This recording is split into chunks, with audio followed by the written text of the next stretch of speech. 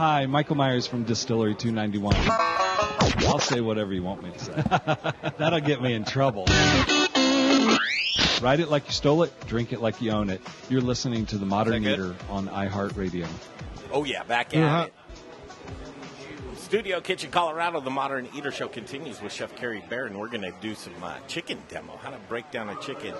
And Tonali's. Yeah. Christopher Sanchez is here with us as well with Carrie, Baird. Good to see you. Evening. Thanks for having me. I love hearing that. First of all, this chicken, I'm reading about it. This is everything I like in a chicken. I call those places, those mass manufacturing chicken kicking plants, because that's truly how they treat their chickens. They're kicking them around, and it's terrible. Breaks your heart, Carrie.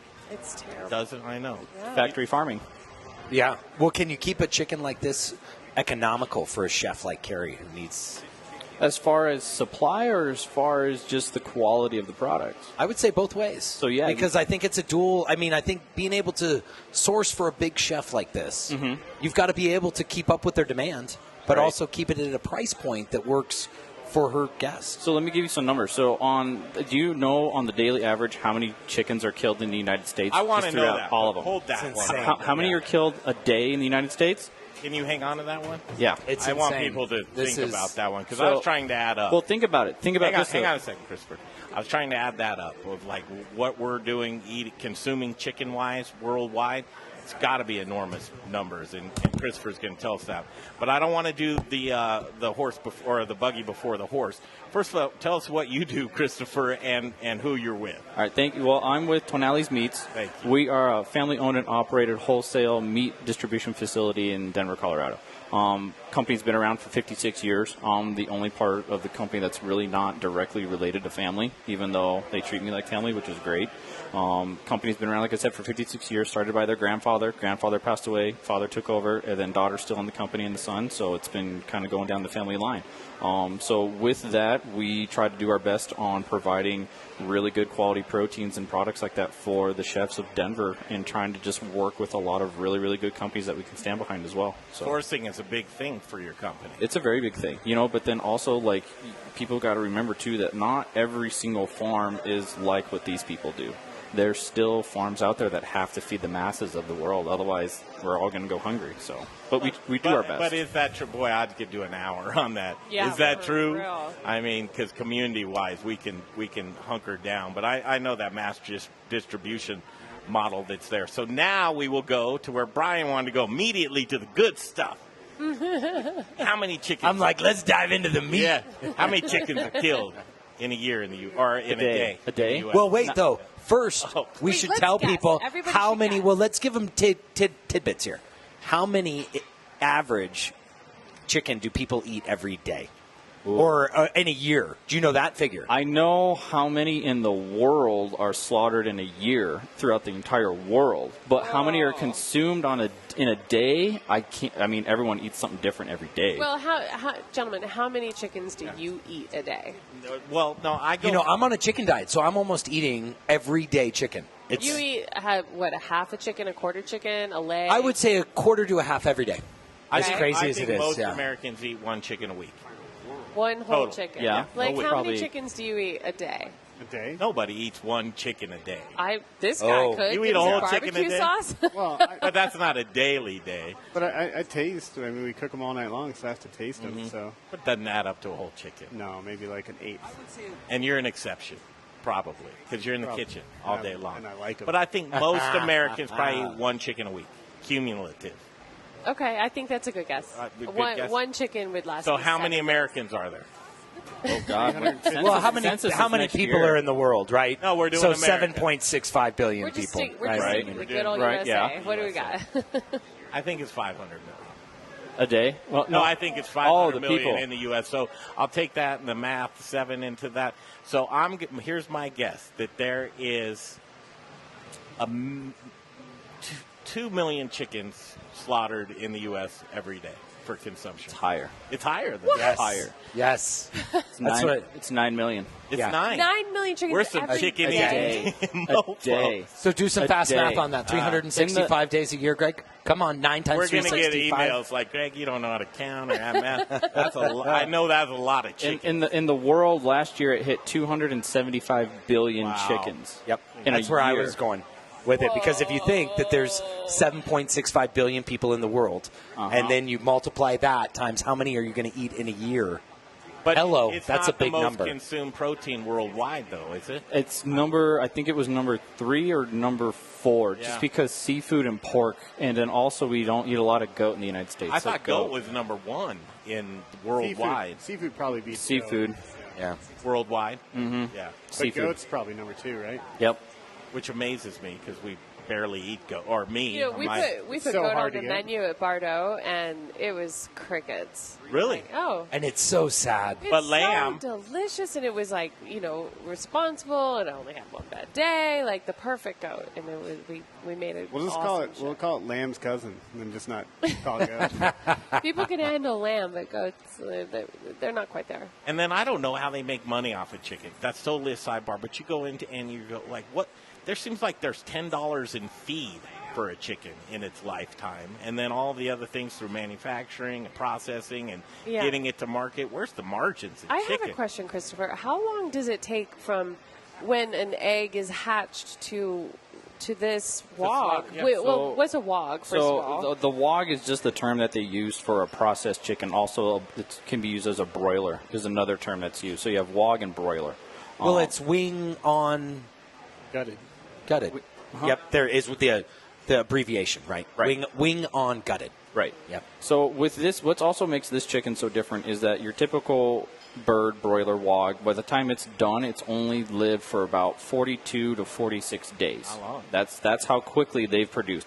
These chickens are slow growing, which is a number one important factor because since it's slow growing, it has the time to actually mature properly, skeletal structure, muscle structure, bone structure, healthier immune system, healthier organ health, healthier everything all the way around. So these birds are anywhere between 55 to 65 days.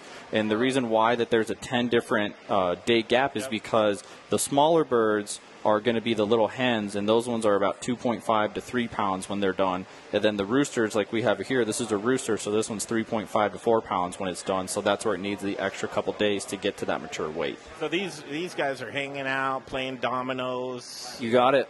Harassing him. But you guys, in the big picture, that's a short time. 60 days. I can grow a whole head of romaine in 60 days. Exactly. So that's not a lot to raise a chicken. No. I mean, I would have thought you would have said 6 months. So think about it from this perspective, too. For the amount it takes you to grow that head of lettuce, companies are able to mass produce and pump feed into a commodity chicken that you're consuming in under 42 to 46 days.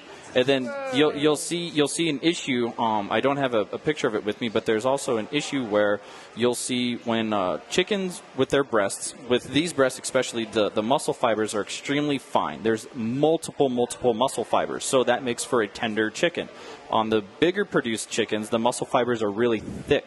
And so that makes a tougher breast, right? So when their wings go up and down, they exercise the breast muscle, and that helps in that part of the genetics, right? When it doesn't do that, then you start to see things like tumors in the breasts. You get what's called like the woody breast issue, where the chicken's really tough. It's really rubbery. Like when you go to the store and you see that stuffed chicken breast and it weighs 6 pounds, it shouldn't weigh 6 pounds. So it's just it's terrible. It's been fed so quickly, and Makes you not want to eat it. But then you seek these things out and you feel better about it, and the quality, it tastes better. Right. But these responsibly grown chickens and brought to harvest, you can't help but think a happy chicken's going to yield a better meat because of the hormones and going to harvest. That it's just terrible, right? I mean, the trauma that a chicken goes through in one of those mass production plants can't taste good in the meat. No. And one of the things that you notice right away with these is there's a nice yellow hue on all of these chickens, on all the skin. And that is just an extremely healthy bird. When you go and you buy a bird at the store normally, they've been water cooled, they've been waterlogged, so there's a percentage of water in the chicken, and then the skin is almost like a really opaque white. Can you do 30 seconds on that, air chilled versus that? So air chilled is when the bird is just being chilled naturally through really cold circulated air through the whole carcass. And then when you do water chilling, you're speeding up the process because there's so much volume that they're taking the chicken once it's being cleaned and they're dipping it in water to cool it down. And then they're doing that multiple times. So then what happens is over a period of time, even though they're still hung and they're dried, it's not for the entirety of the chicken's cycle before it's packaged. So then that's why sometimes you'll see on a package may contain up to like 3.5 or 6% water. That's why, is because you see the chicken going through water chilling tanks. Christopher Sanchez dropping knowledge bombs. I know, and I got a question behind that, but we got to go to break, man. But when we come back, got a question up. We'll come back. We are going to butcher these chickens down. Carrie, take it away. What we're going to see in this next segment, though. Well, we are going to. Christopher doesn't know the cut we're going to spring on him here in a minute, so Blake and I are going to walk him through it, and then we're going to cook and eat one of these delicious little birds. I love that. What, chef charcuterie with Carrie Baird, or I guess cutting? I mean, it might be lessons. the hardest Cutlery. thing ever. Like, Blake, describe how to break a chicken over the radio. Do it really fast and get a lot of them done. You've got 20 to do today. Now, I'm a guy who does a full chicken a week. I actually buy the full chicken. Do you buy a raw chicken or a rotisserie? I buy a raw chicken. Good for you. Yeah, how do you season it? You want to hear this? Okay. So I lift up the skin, right? Make sure I get under the breast, lift up the skin. I get some paprika in there. I get the minced garlic already done. Put that in there. You buy minced garlic? I'm sorry, but yeah. Friendship terminated.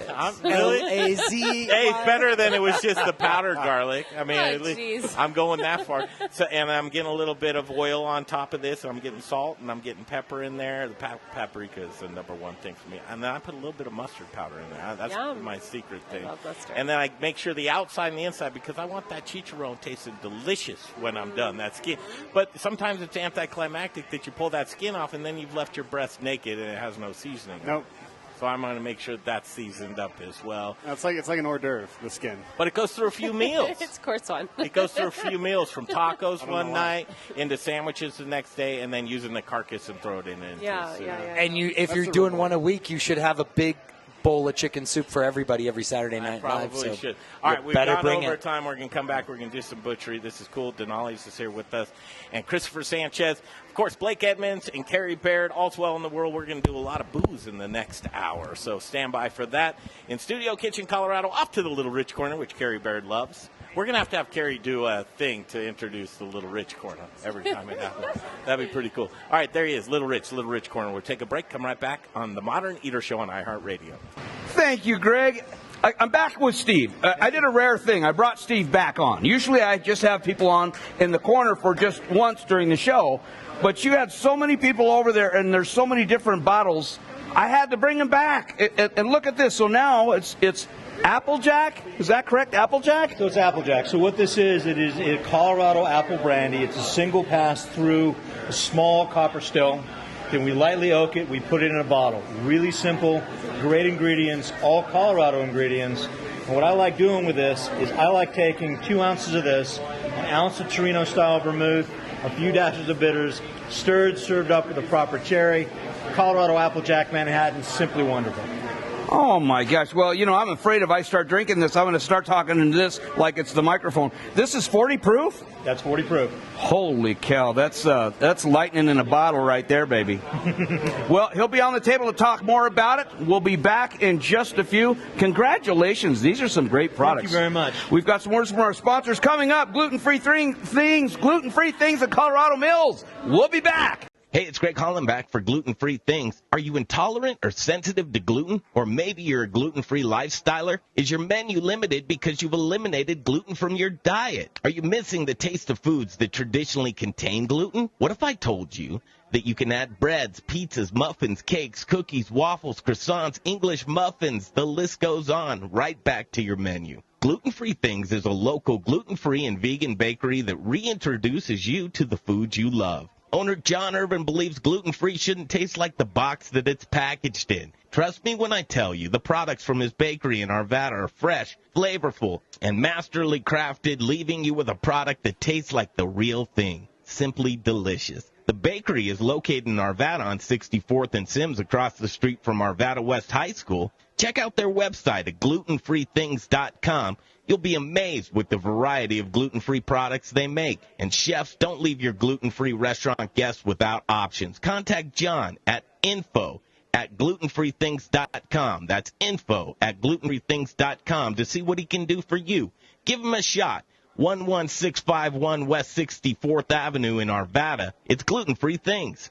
Hey, chef friends, it's Little Rich here from Raquelitas Tortillas. Raquelitas, known for hyper-local, innovative, and healthy tortillas and chips, served by Colorado's top chefs, and that's why we only use Colorado Mills sunflower oil. If you, too, want to serve the healthiest, most vibrant-tasting foods, you must use Colorado Mills. Colorado Mills is hyper-local, Colorado-grown, cold-pressed in Lamar, Colorado. Whether you bake, fry, or saute, get your Colorado Mills today. Available through Shamrock, Growers Organic, and Dawn Foods. For the best oil in the business, use Colorado Mills. Hey, it's Chef Elon Wenzel, owner of Element Knife Company. If you cook, then you'll know the importance of a quality knife and proper care. My training in Japan exposed me to exceptional cutlery. That's why I am so excited to offer you the knives I fell in love with. Element Knife Company is chef-driven, and my goal is to support and educate. Get at me for a knife clinic or conversation. Find me at elementknife.com or by simply calling 303-460-4628. For the best knives in your kitchen, think Element Knife Company. Listen up, barbecue lovers. Greg Hollenback here for Proud Souls Barbecue and Provisions.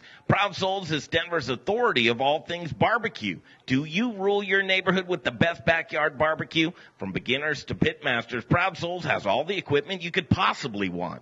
A variety of wood, pellet, and charcoal grills and smokers. Award-winning pit masters and owners of Proud Souls, Dan and Tony, have a passion for barbecue, and it shows. Located on 25th and Federal, Proud Souls retail store is bursting at the seams with your barbecuing essentials, the Spice Guy spices, and superior flavored fuels for your pit like hickory, mesquite, oak, pecan, cherry, apple, peach, maple, grape, and a variety of blends. Hit their website, ProudSoulsBBQ.com, for delicious hands-on barbecue classes and get information on current promotions and deals. For the best in barbecue, locally owned and operated on 25th and Federal, there are guys. Proud Souls Barbecue. Coming back.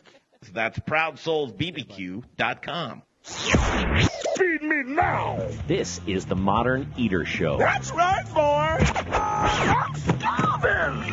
And now it's time for In the Kitchen. How am I supposed to keep on feeding you? Kill people? Brought to you by Proud Souls Barbecue and Provisions. Award-winning competition cooks and purveyors of specialty barbecue supplies right here in Denver, Colorado. ProudSoulsBBQ.com. Feed me all night long.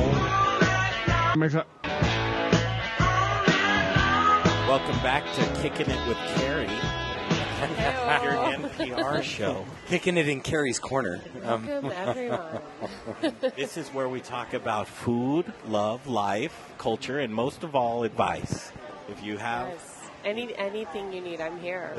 Can we open the lines? Yeah. Well, here's a couple comments. Erica Hartman, we love you, Carrie and Blake. Oh, Erica. You guys and your food are amazing. Denver and Colorado is lucky to have your town. Oh, that's our girl. That's my sister-in-law. Yeah. Does it count? I have my mom, yeah. 100% it counts. Anne Marin McKessick. Anne. Anne. Mama Anne's in. Hey, Anne. Check out what she says. Hi, Carrie and Blake. Wish we could hear you instead of the commercials. Oh, come on, Ann. That's what pays for the programming, Ann. And keep the sass down. Come on, Ann. Get it together. You know what's funny is I like that comment, and then I'm like, oh, dang. I'm like, that's, I can't take it back now. They pay the bills. They keep the lights on. Christopher Sanchez, Tonali Meats here with us. We're going to break down some chicken. So it's 6:54. We have until 6:58. We're going to do a couple of things here. First of all, Carrie, I'm just going to throw it to you. Okay. Well, let's break down a chicken. It'll gov up, everybody. These are larges. I'm a medium. So. Blake's ready, man. Yeah, Blake's ready. So I'm going to let Blake drive the bus on this one. Why? Well, I mean, first of all, this is what I think we should do. There's three of us, but there's a fourth chicken. I think number 4 should be we time Blake. We got the timer right here. Okay, great. I think so. We're going to walk Christopher through how we break down the chicken we're about to eat. But then when we're done, Let's see how fast Blake can do it, because I think it's going to be like Superman. You got the camera right on you. Yeah. So, Blakers, talk us through this. I personally, there's so many ways to do it. I like to start with the wings. We take it off. So the wings flip are it around closest towards to us. yourself. The feet are far away. The feet are away from you. Now always at the knuckle. Right at the knuckle. And then just pop it out. It should just pop out. If you did it right, it just kind of comes right It's out. the knuckle there, it's pretty loose at this joint. Yeah. And Christopher, the first thing I noticed when I butchered these chickens the first time is they're dry. They're not wet. They're not sliding around. The skin is thick and it's tight and Yeah. it's strong. It's not like loose and beat up. And really, really great. Is it weird to have cooks and chefs talk to you about how the skin on the chicken and how it's not dry? Oh, I mean, love it's People interesting appreciate because that. like people don't quite get that when you see a really good quality bird. Well, in the first rule of like getting like something crispy or get caramelization on something is to have it dry. Yeah. So if you have this water, you're screwed. Yeah, water, you're done. You're gonna but get burned. these dry birds, like, look at that skin. All right, like, see if you can do anyway. that one. Okay. So then you start chine bone here, right down the middle. Just kind of make a little incision. And then you feel for that breastplate there. 2 minutes. And then work. I usually start with the left side. And then you find the wishbone here. It's on the back side. I'm going to buy us another minute. I'm going to talk to Don back at the studio. Don, thanks. And you work your knife. Like, picture this is like the carcass. You're just kind of working it down the side. We're just riding the side of the blade, not pushing, just riding it down. Not pushing and using the sharpness. And the most important thing is here is to have a sharp knives. Always sharp knives. Always sharp knives. We Hey, don't Don, mess around. buy me a minute back at the studio so we can break at got you. 59.50. Thanks, brother. I can talk faster. No, you're good. I can go auctioneer. We just want to make sure And then we just work at the same side. The other side, pardon me, not the same side. And then at this point, I flip the bird around. You've got the carcass pretty well splayed out. And then you follow your wishbone down right here, and this is where you find the joint for your drumsticks. And you just literally push down, pull back at yourself, and you pop that joint. And then at this point, I hold the thighs like this, and I pop them out of their socket. Just like, pop. Yep, you feel it. And then you flip the bird over. You got your drumsticks that are already disjointed, and then you follow this line right down here in the middle. You can even make a mark. You just grab that skin, I like that move. You make the little mark. and then you just pull. You hold the thigh and the breast kind of away, and you're just riding the flat edge of the knife. Don't forget the most tender piece of the bird, which is the what do we call that? The oyster, which I missed on that one. I got the oyster here. Look at mine. This is how you get the oyster out. That's what you want. Yep. This is, folks, this is so cool. I got to tell you. All right, so I love 1 this. minute left. Blake, grab that full chicken, right? We got 1 minute left. Okay, go. Can you do it under a minute? And go. Can somebody hit it? On your I'll mark. wait at like. Oh, you're going to, okay, No, you can do it 8 under a seconds minute. for radio. That's like forever. Okay, so we have 50 seconds till break. He's going. Okay, here he goes. He's begun. How long is it going to take Yeah, him? full value on themoderneater.com. Watch us live. And here we go. Oh my! Did you see that? How many of these are you doing a day? Or Not when many you do it? anymore. I used to do a lot, about 8-10 cases a week. Ooh, boy. Ooh, look at that move. And he's using gravity. Like, that's one thing that's really cool to see is, like, he's not, like, pushing. He's, like, pulling in gravity. Don't forget you have to debone the thighs. I know. Like, you're not done yet. Like, I know. I don't want a cheater who's part of our team or nothing. Nope, no cheating. So this has been 40. Yeah, 35 less than 40 so seconds. far. He's already broken this. Oh, look at that. Backside of the knife. He's using the backside of the knife. He's in. Oh, man. All right, we're going to have beer on with us next. Blake Edmunds, Carrie Baird. We'll continue. Thanks. Well done, Blake. Well done.